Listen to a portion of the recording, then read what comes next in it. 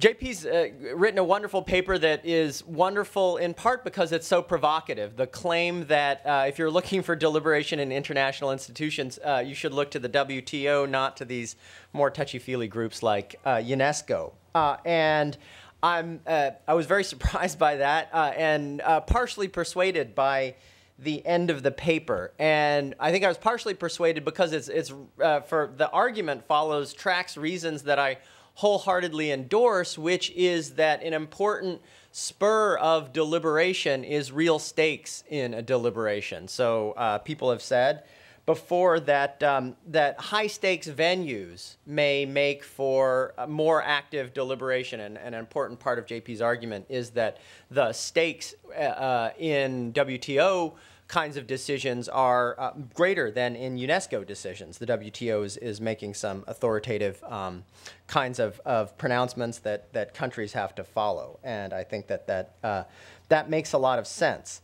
Now, what is meant by high stakes, though, has a couple of dimensions. One, you might think, well, there's decision-making public authority here, and that's what makes it high stakes. But I think it makes more sense to think about high stakes from the perspective of participants, so that you might think of the cases that Anne and Susan talked about earlier, even the case of the mistress getting beaten, as extremely high stakes for those participants, right? So what high stakes means is with reference to the interests of participants. When I was thinking about the contrast between the WTO and UNESCO, I was also thinking about a different dimension of the organizations that JP talks about. He talks about the mission focus, so WTO is very focused. UNESCO has a much broader mission. And then also something about the empowerment stakes, right? So UNESCO is not as empowered as the WTO.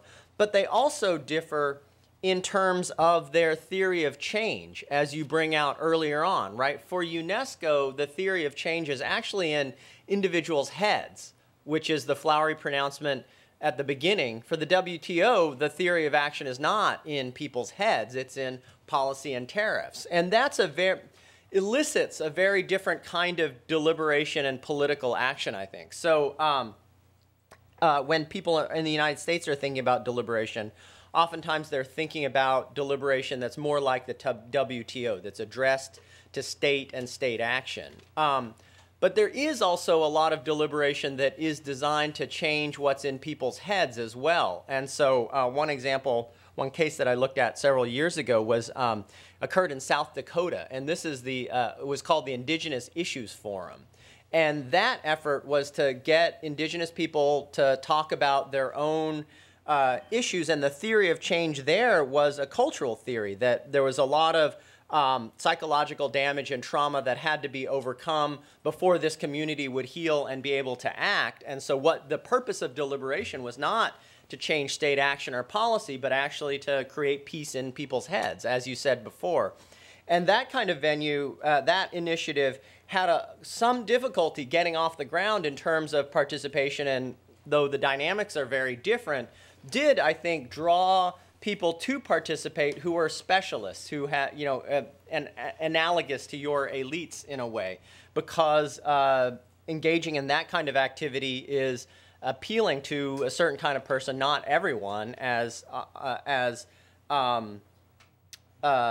deliberations that are geared toward big state policy are sometimes have broader implications for folks. Okay, so I wanted to talk about two dimensions of the argument. First is that have to do with deliberation. The first is inclusion, and the second is reasons. So one difference, it seems to me, that's very important, or one central claim of JP's for why the WTO is more deliberative has to do with inclusion. And this is the discussion of many more actors, not just state actors, but social interests being at the table, being in these deliberative venues. But then I think there's a little bit of slippage in the paper. I am persuaded that non-state organized groups are at the table, but then you want to make the further claim that non-elite affected peoples whose interests are affected are at least represented or somehow present. And I'm less persuaded of that, right? So I am persuaded that WTO is much more inclusive than just state actors, which I didn't know before. But I wanted to see more evidence of the broader inclusion, which seemed to be your claim. So there may be many affected interests that don't receive fair representation within the WTO structure or within the UNESCO structure, right? Even though it's much broader representation than states. The second kind of dimension that I wanted to bring to your attention was about reasons. So, the Habermas quote is that, deliberation, the only force is the peculiar force of the better argument, right? But then you say, you offer some negotiations which may be power-driven, but which may also be reason and argument-driven. And I wanted to see that fleshed out more to be persuaded that it was really reasons that were doing the work in some of these negotiations, and especially the cultural audiovisual policy discussion.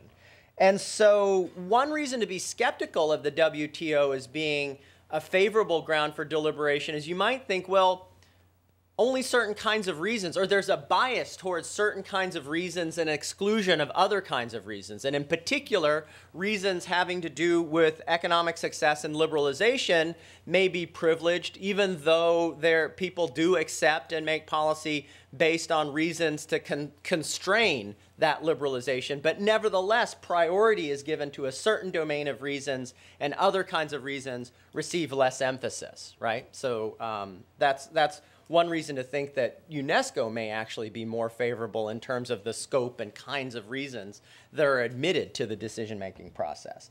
And then, I guess, finally, I think you need more, and in your talk you offered more examples, but I think you ought to compare them to one another on the following dimensions. For the culture industry case, it seems hard to tell whether it's reasons or organized interests that are doing the work, because there's plenty of organized interests favoring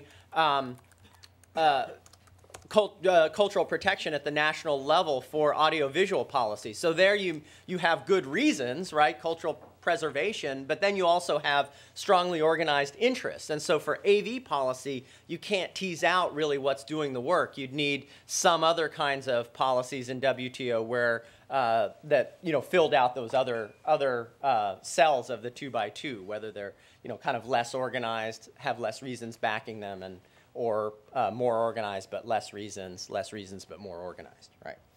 Okay, so in the 5 minutes remaining, let me just offer a few remarks on technology and development. So these are very preliminary comments. I'm just trying to wrap my mind around the potential that technological platforms have to enhance participation and development. And so this summer I had the opportunity with a couple of very good graduate students to look at a number of technological platforms in developing countries which are meant to enhance political accountability and through popular participation. And so what I want to sketch really quickly is 4 different dynamics of participation, acting through technology, maybe producing political accountability, maybe not. The first dynamic is the one that is, I think, the paradigm example is direct citizen participation. So technology is supposed to enable citizens to participate directly in political action that produces good results. And here, there's lots of books about and articles making this argument. One is Clay Shirky's "Here Comes Everybody" is one that's, and then people are making this argument when they're thinking about private sector or nonprofit cases like Google or Wikipedia, in which it's people who are doing the work, not experts, and that what technology does is slice out the intermediary. And as a result of looking at a bunch of these platforms, I come away thinking that kind of dynamic is very, very rare. That really how we should think about technology producing participation and political accountability is that we should think about how technology fits or doesn't fit with organizations and political opportunities, and it's very rarely the case that technology by itself does the work. Sometimes it is the case. We found this case in Chile called Reclamos, which is essentially somebody created a consumer complaint mechanism, which is now one of the most trafficked sites in Chile that produces a lot of corporate accountability where there was none. But that works because that piece of technology is the last piece in a jigsaw puzzle. People really did want all of corporations to produce safer products, more reliable ones, etc.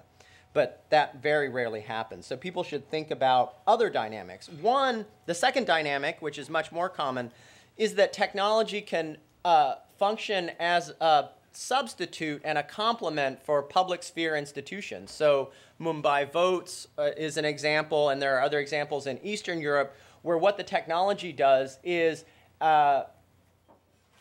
amplify the ability of journalists to write good political stories and conduct investigative journalism and strengthen political parties and political campaigns. And so in the United States or Western Europe, we take a lot of that for granted. In some of the cases that we looked at in Eastern Europe and in India, technology is really strengthening the conventional kind of mainstream media public sphere where it was weak. So let me skip the third dynamic because I only have a minute and go to the fourth dynamic, which is that sometimes the technology enables participation by amplifying the objectives of government. So one example is Belo Horizonte, which, like many cities in Brazil, has been implementing the participatory budget. And there you have a government that wants to do something, the participatory budget, and they develop technologies, and in this case, an e-participatory budget that ends up distributing, I think, $10 or $12 million a year for infrastructure projects, which is very successful and has a fairly high rate of participation. But that high rate of participation depends on a government being committed to empower this online venue. In the United States, you don't really see that sort of thing. Another example, which is a little bit more pedestrian, is an example called Kirti, which is I can explain it later, but it's a crowdsourced reporting platform. And so people have some problem, they get on their mobile and they dial it in. And it was invented by a tech entrepreneur in Seattle who then goes to Bangalore and tries to find all of these NGOs to adopt Kirti, this crowdsourced. She thought it was the cat's pajamas, could solve a lot of NGO problems. No NGOs would really bite because they didn't really think it would solve any of their problems. But one agency that did bite was a transportation regulation authority that was having trouble enforcing auto rickshaw regulations. And in particular, auto rickshaw drivers were charging people too much, cheating them. And so the person at the transportation agency heard of this woman from Seattle who was driving around Bangalore on a motorcycle, hooked up with her, and turns out to be the most successful implementation is this platform that allows citizens who feel like they're getting cheated by auto rickshaw drivers to report in this crowdsourced way.